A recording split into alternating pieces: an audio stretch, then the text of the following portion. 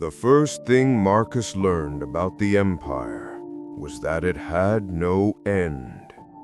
When he was a child, his grandfather would trace the painted map on the wall of their house in Nova Londinium. His old fingers moved over seas and continents, all shaded the same deep red. From the ice in the far north, he'd say, to the jungles beyond Egyptus, all of this is Rome. Others talk about horizons, we talk about borders. Horizons move, borders stay. Back then, Marcus believed him. The map had no blank spaces. Years later, Marcus stood on a swaying platform of brass and oak high above the Forum of Roma itself, trying not to think about how far he'd fall if the bolts failed.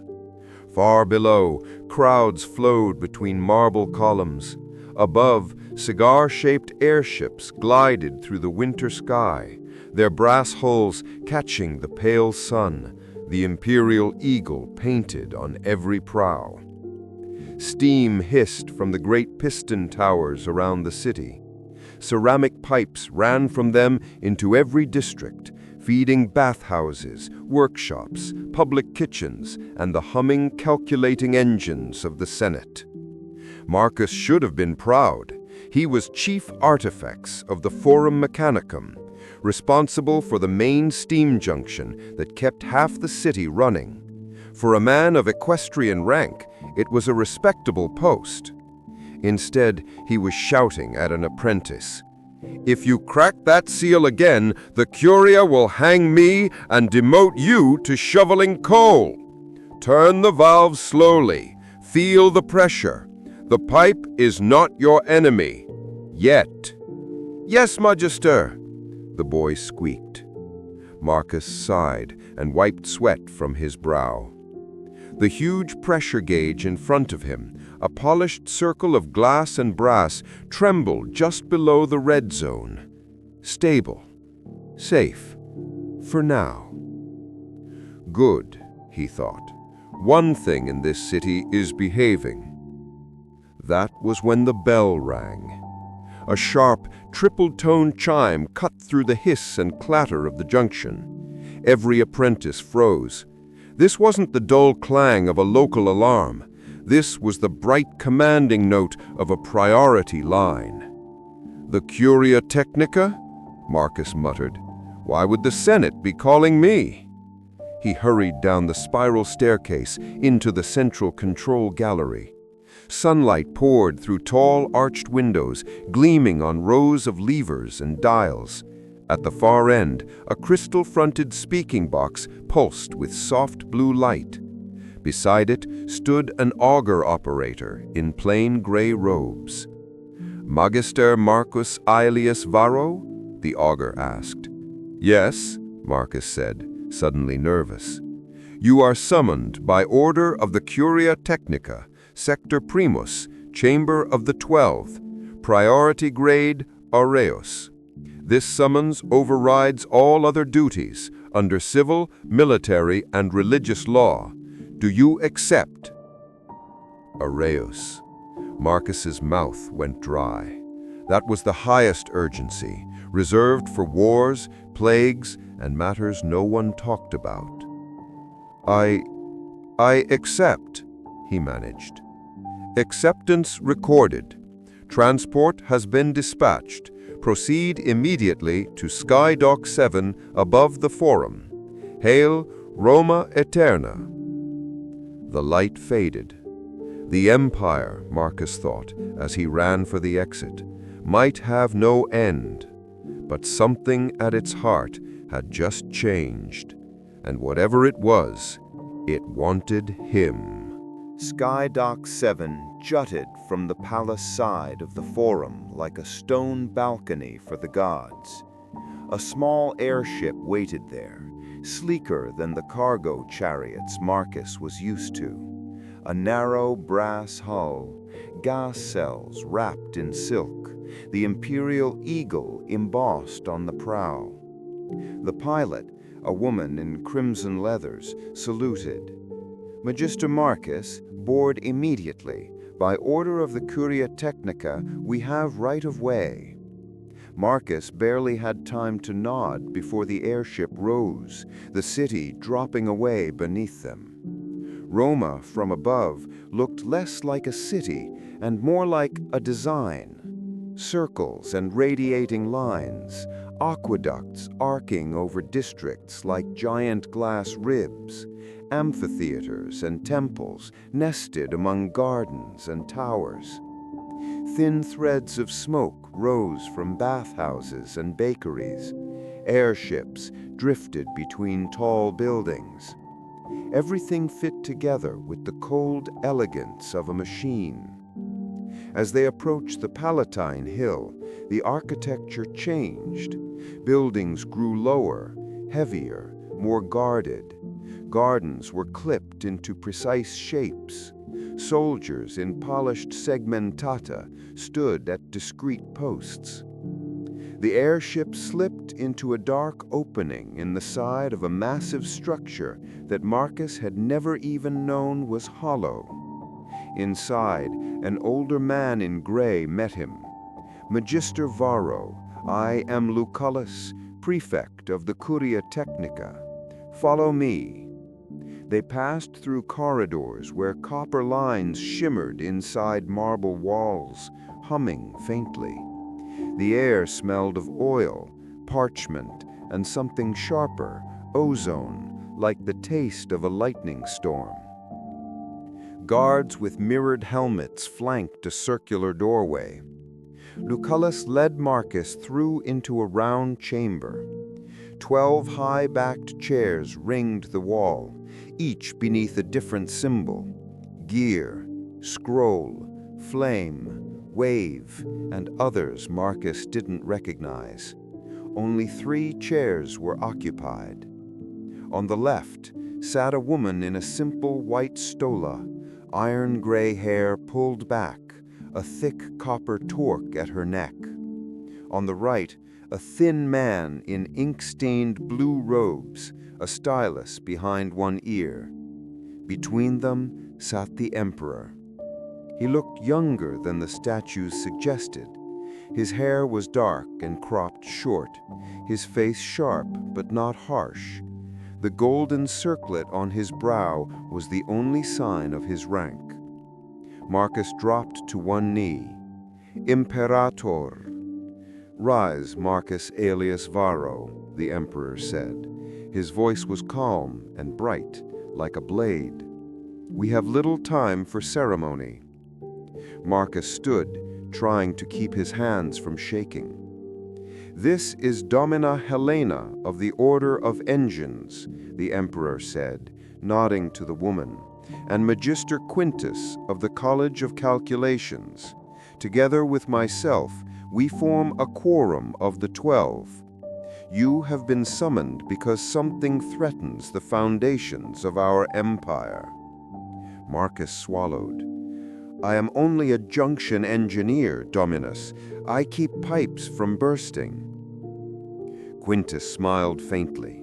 You simplify yourself. We have read your designs for self-regulating valves. Elegant work. You understand complex systems. Helena's gaze was cool and direct. And you have a reputation for fixing problems without breaking what already works. That is rare here. Marcus forced himself to meet the emperor's eyes. What problem could possibly require all this? The emperor gestured. The floor between them lit up, lines of light racing outward. A 3-dimensional map of the empire unfolded in the air. Continents in red, roads as thin golden threads, legions as points of light. Tiny markers slid along sea lanes. Some regions pulsed more brightly than others.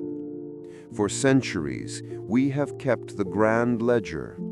Grain, taxes, births, deaths, recruitment, accidents, riots. All numbers go into our calculating engines. The pattern has always been clear. The empire grows, sometimes faster, sometimes slower, but always steadily. Helena flicked her fingers. Over parts of the map, faint graphs appeared.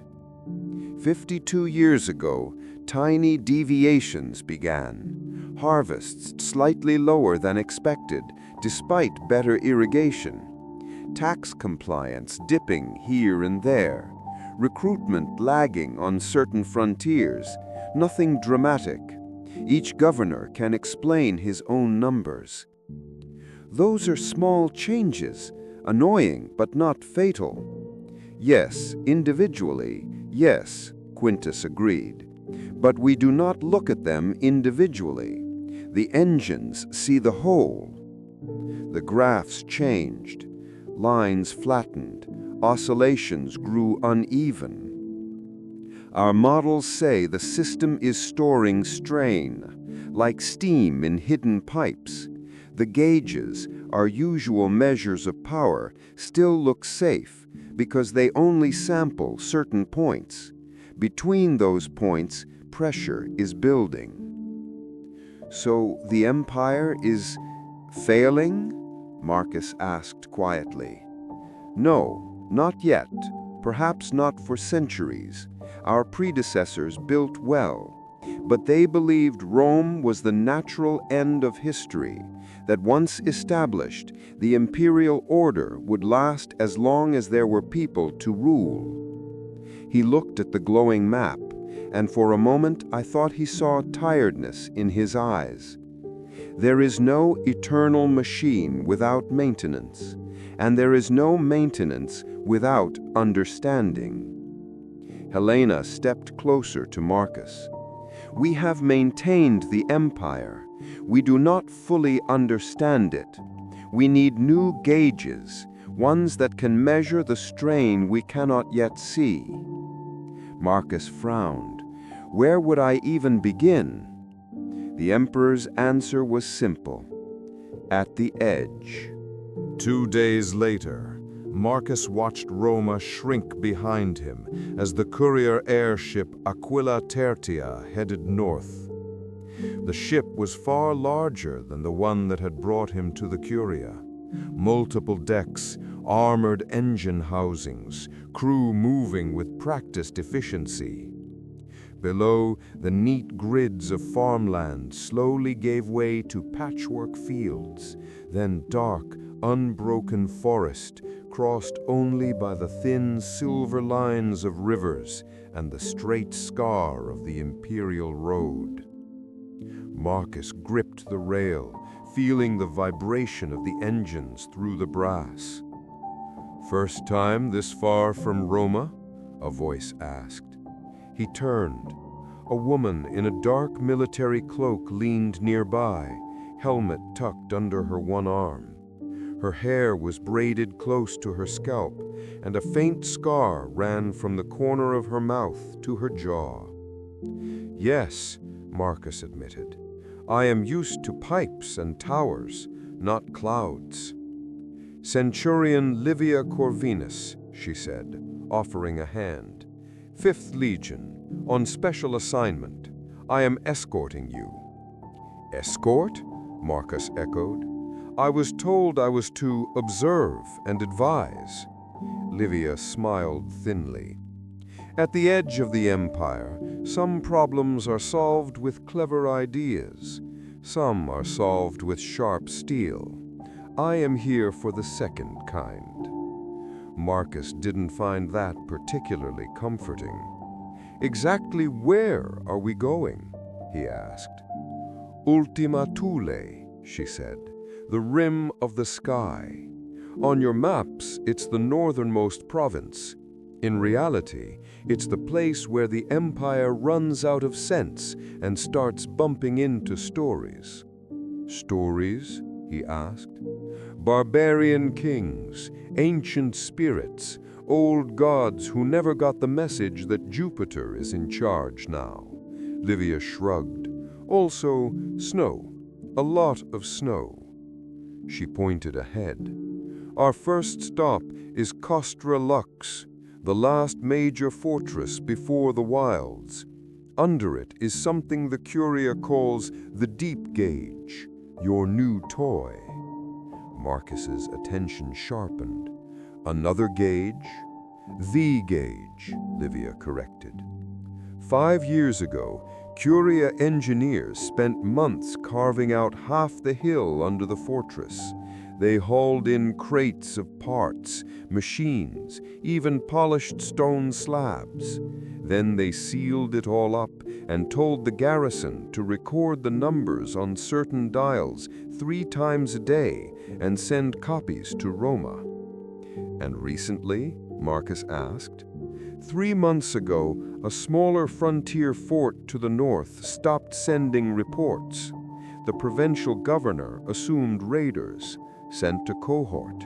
They found the gates open. No bodies, no battle, just emptiness. 2 weeks later, the cohort itself disappeared. Their last message mentioned strange feelings, days out of order. Marcus felt a cold knot form in his stomach. And the deep gauge? On the days of those disappearances, Livia said, its readings flickered in ways the Curia did not like. That's why you're here. They think whatever is building in the Empire's foundations is strongest where the maps run out. Marcus looked down. The road below cut through the forest like a ruled line, ignoring hills and streams. At the distant horizon, the land merged with a pale, icy sky. When my grandfather traced that map, I thought the edge of the Empire was just the edge of the page. Livia gave him a sidelong glance. And now? He said, now I think the page might be smaller than the story. Castra Lux sat on a rocky rise like a stone spider. 4 massive walls, corner towers, a keep, and the straight imperial road stabbing through its gates. From above, Marcus saw drill squares, stables, workshops, all perfectly ordered. Home, Livia said with dry affection as the airship descended, or close enough. A tribune named Falco greeted them on the tower roof. He was broad-shouldered, with tired eyes and a wolf fur cloak. Centurion, Magister, he said, if the Curia sent you, it means things are worse than the report said. I wish I could tell you they were wrong. We need to see the deep gauge, Marcus said. Falco's brows rose at his directness, but he nodded. This way. They descended stair after stair into the bedrock beneath the fortress. The air grew cooler, damper. Lamps cast steady, steady light. Curia lamps, Marcus realized, burning on principle instead of oil. The chamber that held the deep gauge was vast and hollowed straight from stone. The gauge itself rose from the floor like a metal tree, a column of interlocking brass and iron rings taller than any tower in the fortress. Pipes slithering into it from the walls, cables humming faintly. Tiny shutters clicked open and shut in restless patterns. At its base, circular dials showed numbers that shifted lazily from one value to the next. Marcus stepped closer, feeling warmth radiate from the metal. Symbols were etched into some rings, mathematics he recognized, constellations he half remembered, and stranger sigils that hurt his eyes if he stared too long. What does it measure? He whispered. Strain was the word they used, he said. In the earth, in the air, in history, maybe. I don't speak Curia. Helen's voice echoed in Marcus's memory. We need better gauges. Marcus said. "Show me last month's readings." Falco produced tablets filled with neat columns of numbers. Marcus spread them on a workbench and began to trace patterns. At first, the data looked like any complex system, values rising and falling in familiar waves. But after a while, he noticed a strange rhythm. "Here," he said, "the gauges spike, these two fall.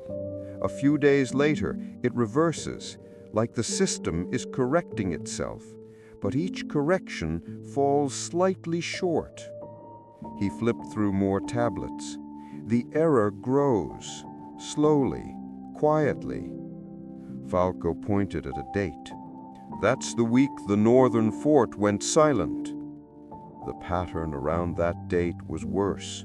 Ratios that had been stable for years suddenly slipped, not dramatically, but enough to break the familiar rhythm.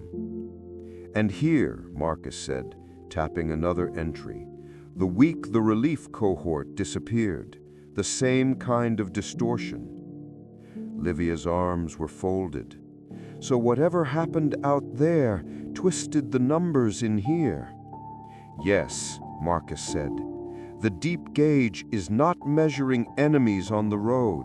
It's measuring the way reality, the way the Empire's story is sagging under its own weight." He looked up at the huge machine, suddenly aware of how small he was. "And something out past your walls," he added softly, "is pushing back." They left Castra Lux at dawn, a century of legionaries. Livia on horseback, Marcus in a small wagon rattling under the weight of his portable instruments. The northern road was exactly what every Roman road was supposed to be, straight, stubborn, and indifferent to the land it crossed. It sliced through forest and over river on carefully built bridges, ignoring the way the hills rose and fell. The first day was uneventful. Milestones marked their progress, carved with distances to Roma, Castra Lux, and the frontier forts. Crows watched from the trees. Once a fox ran parallel to them for a few heartbeats, then vanished into the undergrowth. Marcus checked a small, tripod-mounted gauge whenever they stopped. Its needle trembled slightly higher than it should in such quiet country. "Anything?" Livia asked over evening rations. "Imagine a song that is almost perfectly in tune. You hear something wrong, but you can't say which note. That's what the readings feel like. I am a soldier, not a musician. If it's trouble, tell me. If it's not, I'll pretend you're happy." The second day, the world started to feel off. One milestone's carved numbers had been scraped away and recut more than once, as if the distance kept changing. A stand of trees all leaned at the same faint angle, away from the road, like people stepping aside. A raven flew ahead of them for nearly an hour, always staying just far enough that they could never quite catch up. Marcus sketched each oddity on a wax tablet. His gauge's needle twitched higher. That afternoon, they found the first deliberate sign. At the crest of a low hill stood a rough wooden post. An old legionary helmet, dented inwards, was nailed to it. A stone the size of a fist had been forced up under the rim where a face should be. "Shrine?" Livia guessed. "A warning?" Severus, the veteran Optio commanding the column, spat. "Not ours, and not friendly." Beyond the hill, in the shallow valley, the missing fortress lay exactly where the map said it should be. Its walls were intact, its gates were open, No banners moved in the wind, no smoke rose from the chimneys. Marcus felt the hair on his arms stand up. "Fortress ahead," Livia called. "Shields up, standards forward." The legion formed a testudo around Marcus and his gauge as they advanced. The outer ditch was dry, the drawbridge lay flat, the great wooden doors hung wide, unbroken. They stepped into the courtyard. No bodies, no blood, no sign of fire or looting or wild animals. Weapons racks stood full and orderly. The well was covered, doors were shut. A folded banner lay neatly on a bench, never raised that morning. "A camp without men is a grave without bones," Severus muttered. Marcus felt it too. The place was not abandoned. Abandoned things sagged, rotted, decayed. This fortress looked as if its inhabitants had simply failed to exist today. "Command tower," Livia said. "If there are answers, they'll be in the records." The command room at the top of the tower was neat enough to be unsettling. Maps pinned flat, tablets stacked in order, a brazier filled with cold ash. Marcus found the last log tablet and read the final entry. "Night watch posted, all quiet." No hint of fear, no warning, no mention of anything strange. "In 6 weeks there should be dust," Marcus said, running a finger along the table. It came away clean. Dust is what happens when time passes. Maybe time stopped remembering this place existed, Livia said quietly. A shout from below cut off Marcus's reply. "Magister, Centurion, you need to see this!" They hurried back to the courtyard. Severus stood by a narrow passage between two barracks. Set into the wall at the end of it was a small door Marcus hadn't noticed before. Beside the door, someone had scratched symbols into the stone. Lines, circles, sigils not quite like any legion mark. "This wasn't on the original plans," Livia said. "Orders say standard fortress layout." "The curious people added it," Marcus guessed. "Or someone who didn't want to explain it in reports," Severus said. The door was unlocked. Behind it, a short stair led down. Marcus's portable gauge clicked faster. Torches lit, they descended. The air cooled, then changed. It felt thicker, heavier, like water getting deeper around their knees. At the bottom was a low chamber, lit by a single clear curia lamp. The walls were bare except for one thing. A tall, polished slab of black stone, fixed in a metal frame. Obsidian, Marcus thought, but darker than any he had seen, swallowing light instead of reflecting it. "What is it?" Livia asked. "A mirror, but not for our eyes." He stepped closer. A distorted reflection of himself stared back, stretched slightly at the edges, colors muted.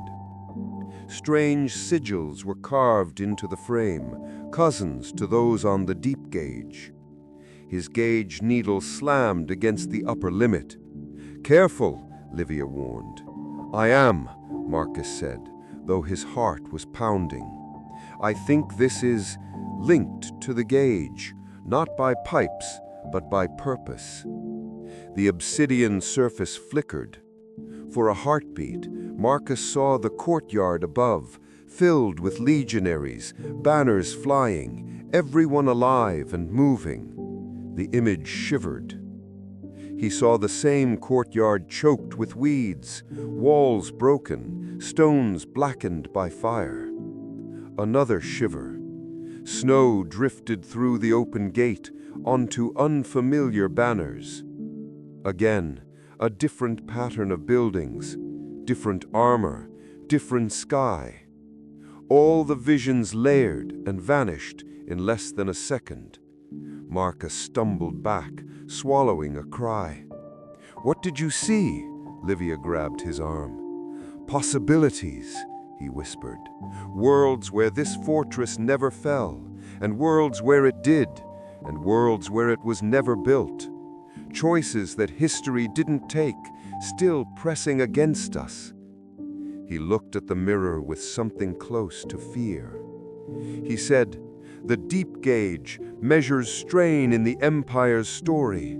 This is where that strain gathers, a window onto what might have been if Rome had chosen differently or fallen." Livia stared at the black surface. "You mean," she said slowly, "that somewhere out there is a world where our empire didn't last?" "Yes," Marcus said, "and I think someone here has been staring through that window for too long." He glanced at the silent fortress above, at the empty air where men should have been. "And I think," he added, "that something on the other side has started staring back." They left the fortress with more questions than answers. Severus split the force. Half remained to occupy and secure the empty stronghold. Half marched north with Marcus and Livia. Messages would go back to Castra Lux. Someone had to warn the courier that they had lost more than a garrison. The road wound through denser forest. Frost crusted the ground. Marcus's gauge stayed high, like a fever that refused to break. By midday, they reached a shallow dip where the road crossed a narrow stream. Just beyond, in a small clearing, stood a ring of tall stones. 12 pillars, each taller than a man, arranged in a perfect circle. Symbols were carved into them, curved, twisting shapes that seemed to move at the edges of vision. In the center of the ring, the frost had melted. The earth was bare and faintly damp. "Not on the maps," Livia said. Severus had already crouched to study the ground. "Tracks," he said. "Many. Boots, sandals, bare feet, all heading north." "None coming back?" Marcus murmured. He stepped carefully between two stones and felt his stomach lurch. The air inside the circle was heavier, humming against his eardrums. The gauge needle jumped again. "This feels like standing in front of the mirror," he thought. But the mirror was focused, refined. This was rough. He knelt and pressed his palm lightly to the bare earth. Warm. He said, "Someone opened a window here. A crude compared to the obsidian, a tear instead of a polished lens, but reaching toward the same elsewhere." "Can you tell who?" Livia asked. "No," Marcus said, "but I'd wager some of those footprints belong to people who helped build the deep gauge. Their kind of curiosity has a smell." Severus straightened. "Whoever they were, they went north, and we haven't seen them on the road." "Because they didn't come back," Livia said. Marcus stepped out of the circle, relieved when the humming in his bones softened. "We follow," Livia decided.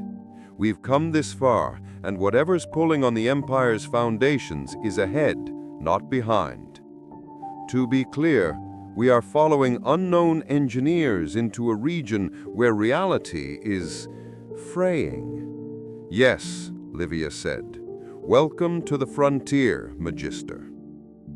They marched until the light thinned and the trees became dark pillars against the sky. That night, Livia ordered a cold camp. No fire, no songs, guards doubled. Marcus set his gauge on a rock and watched the needle fight some invisible current. When he finally lay down, sleep came in fits. In one dream, he walked the streets of Roma and found them slightly wrong. Buildings missing, others shifted, banners bearing devices he didn't know. In another, he stood in a Senate hall with no emperor's throne, listening to unfamiliar arguments. He woke before dawn with a single clear thought.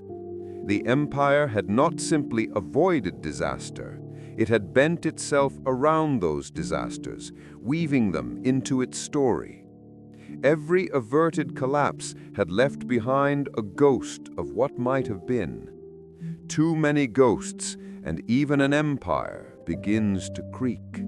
By mid-morning, the road ahead glimmered, not with ice, not with torchlight. "Column on the road," came the call from the vanguard, approaching from the north. Livia moved to the front at once, shield slung, hand on sword. Marcus followed, clutching his gauge. The needle was thrumming against its top mark. At first, the approaching figures looked like another Roman unit, ordered ranks, standards riding above them, armor flashing faintly. Then the details came into focus. Their armor was segmentata, but shaped differently, plates overlapping in unfamiliar patterns. Their helmets had ridged crests. Their standards bore the eagle, but the symbol beneath was not the imperial globe. It was a laurel wreath, open and unbroken. The letters on their banners were Latin, but older, as if copied from ancient stones. The two columns slowed, then halted a short distance apart. Livia raised her voice. "Identify yourselves. By order of the Emperor and the 5th Legion, state your unit and allegiance." A woman stepped forward from the opposing ranks. She wore a commander's cloak over her armor, her hair braided like Livia's, but threaded with silver. "I am Legate Julia Marcellus, 3rd Legion, loyal to the Senate and people of Rome." She emphasized the last words. "And I know of no emperor who claims that title." Marcus's breath caught. The Senate and people of Rome, SPQR, the old formula used on monuments from before the rise of emperors. In our Roma, the Republic ended centuries ago. The emperor rules, the Senate advises, the imperial eagle holds the world. Julia's eyes narrowed. In ours, the last would-be tyrant died under the daggers of men who remembered their oaths. We have had strong consuls, ambitious generals, near disasters, but no crown has rested on any brow since. The air between the two forces felt stretched like hot glass. Livia glanced at Marcus. "You're the one with gauges, Magister," she murmured. "What are we looking at?" A different answer to the same question. A Rome that took another path. A world where the empire did not become what we know. He raised his voice. "Legate Julia, have you lost a fortress to the north, one that simply emptied?" Julia's expression sharpened. "We have," she said. "Reports spoke of days out of order, shadows where men should be, then nothing. A relief force found empty walls, untouched stores, no bodies." Livia's jaw clenched. "The same happened on our side. Same road, same place. 2 fortresses erased across 2 worlds. Gateway. A tear big enough to catch both histories," Marcus said hoarsely. Julia studied him more closely. "Our Scholars' Council has long warned against deep studies of unrealized outcomes. There is a faction that disagreed. They vanished on northern expeditions months ago. I suspect your Curia has trouble with similar minds." Marcus didn't bother to deny it. "We built gauges to measure strain in our empire's story. Some of us built windows to peer along the paths not taken. Your people did something similar. The result is this: two Romes facing each other on the same road, and the ground between us thin as glass." The men on both sides shifted uneasily, hands close to weapons. It would take only one panic, one mistake, to turn this into a battle. Marcus had the horrible sense that if swords were drawn, the road itself might split. Julia looked at Livia's standards. "I have no wish to fight my own reflection, but neither will I see my world erased by carelessness in yours." "On that," Livia said, "we agree." The commanders met halfway between the lines. Livia, Marcus at her shoulder, and Julia with a tall standard-bearer behind her. The soldiers of both Romes watched in taut silence. "The scholars say the universe prefers a single, consistent story," Julia said without preamble. "They call this kind of contact dangerous contradiction. I begin to suspect they were right." "Our Curia says much the same," Marcus replied. "They see other histories as useful, but lesser. Sources of warnings, perhaps ideas, not equals." "And you?" Julia asked.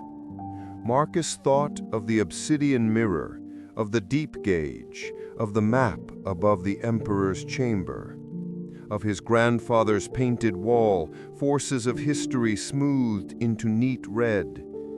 "I think we've been lying to ourselves," he said. "We pretend Rome is inevitable, that there was only ever one way the world could be, ours. But every time we survived a crisis, we closed a door on another possible Rome." "Mine," Julia said softly, "and others." The tension between those closed doors and the path we chose has been building for centuries.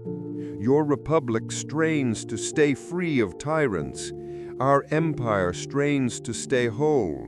The gauges feel that strain, the mirrors show it, and now it has torn holes. Julia folded her arms. "If both stories cannot exist, one must end," she said without preamble. "That is the simplest reading." "The most dangerous," Livia cut in. "I was born in a village before the road reached us, before the legion fort. We lived at the mercy of raiders and winter. Rome brought order. I will not see that burnt away so we can become a tavern tale in some other world." "I feel the same about my republic," Julia said. Marcus shook his head. "That is the trap. This isn't about picking winners. If we treat this like a war, the strain will sharpen. Both worlds will pull harder. The tear will widen. We'll lose more than a few forts. We might lose everything between Roma and the horizon." "Then what?" Livia demanded. "We can't just ignore this." "No," Marcus said. "We must change the question." They stared at him. The gauges and mirrors were built on one assumption, that there should be only one Rome, that the others are mistakes, alternatives, shadows. What if we stop treating them as mistakes and start treating them as neighbors? Julia frowned. "Explain." "We close the uncontrolled tears, seal the stone circles, take the mirrors apart, or bind them with rules, but we leave doorways, a few, carefully chosen, heavily guarded places where our worlds can touch on purpose." "Bridges," Livia said. Hinges, Marcus corrected. Not merging the worlds, not trying to make them one, letting them swing close enough to talk, then apart again. Your scholars and our curious share knowledge. We compare readings from our gauges. We warn each other when strain spikes. We agree that beyond those junctions, each world belongs to itself. Julia considered this. Our scholars would say such balance is impossible, too unstable. Our engineers would say it is difficult, not impossible. We build arches that hang over empty air, valves that hold back mountains of water, roads across swamps. We can build structures between worlds too. And if our superiors refuse, Livia asked, then they will keep fighting ghosts and losing forts until the ghosts win. Julia's mouth twitched, almost a smile. You speak like a man who has argued with senators. I speak like a man who has watched a pressure gauge drift toward the red while politicians discuss whether the boiler looks safe. He took out his small gauge, holding it where they could see. The needle still quivered high, but not as violently as before. When we met as enemies, it screamed. Now, while we stand here trying to think like allies, it eases, a little. The world is telling us what it prefers. Livia let out a breath. The Emperor will not like hearing that our eternity depends on sharing it, but he isn't a fool. My Senate will choke on the word Emperor, Julia answered, but they too are not complete idiots, and they have survived by remembering Rome can fall. Marcus nodded slowly. That, he said, might be the key. They marched south together. Livia's legionaries on one side of the road, Julia's on the other, standards lifted, steps oddly in sync. Men stole glances at their counterparts, at different armor, different scars, the same wary curiosity. Once, during a short halt, two soldiers from opposite worlds compared dice. Same shape, different symbols. Marcus walked between the columns, his gauge slung at his side. Its needle still rode high, but no longer hammered its casing. The wildest strain had passed, replaced by a tense, uneasy balance. "Will this hold?" Livia asked quietly as they walked. "Not by itself," Marcus said. "We'll need agreements, rules, places where crossings are allowed, places where they're forbidden, and people willing to stand in the middle and be shouted at from both sides." "You," she said. "And many others," he replied.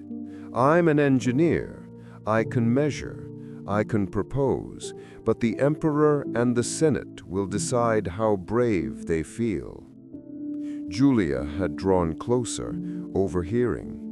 "In my world, we have a saying, the Republic endures by remembering it is mortal. We renew our laws because we know they can rot. We renew our oaths because we know they can break. In ours, we say, Rome stands because it cannot fall. We teach children that the empire is the natural order of the world." "And is it?" Julia asked. Livia looked at the parallel column of soldiers marching under another Rome's eagle. "No," she said at last. "It's a choice, one that worked, one that costs more than we knew."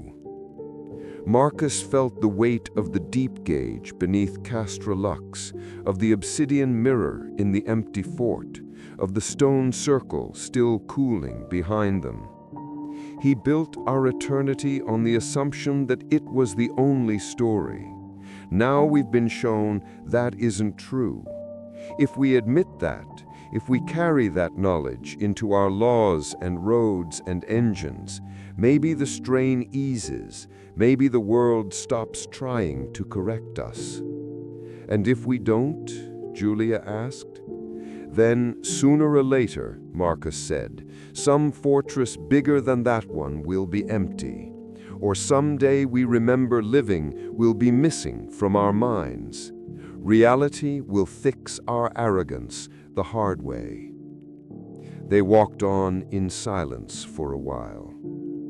As Roma's distant glow finally touched the horizon days later, Marcus stood again at the rail of an airship, watching twin camps of two Romes below. Messengers would travel, councils would argue, curia and scholars would meet, circle, clash, and perhaps cooperate. None of it would be simple. Some people would call the other world an abomination. Some would try to exploit it. Some would deny it even existed. But the page, he thought, was no longer big enough for the story. The empire that never fell would keep standing, not because it was invincible, but because it had finally been forced to face the truth. It could have fallen. It still might. It would endure because it chose again and again to adapt rather than pretend. Somewhere another Rome would make its own choices under different stars. And between them, on certain roads and under certain lights, there would be hinges, narrow, carefully built spaces where soldiers could compare dice, engineers could swap diagrams, and nervous philosophers could argue over wine about whose version of Jupiter was more accurate. Marcus smiled just a little. "Timless tales," he murmured, "not because they never end, because they are told and retold and corrected when they're wrong." The airship turned toward the city. Far below, unseen, the deep gauge shuttered and settled, its dials shifting a fraction closer to balance.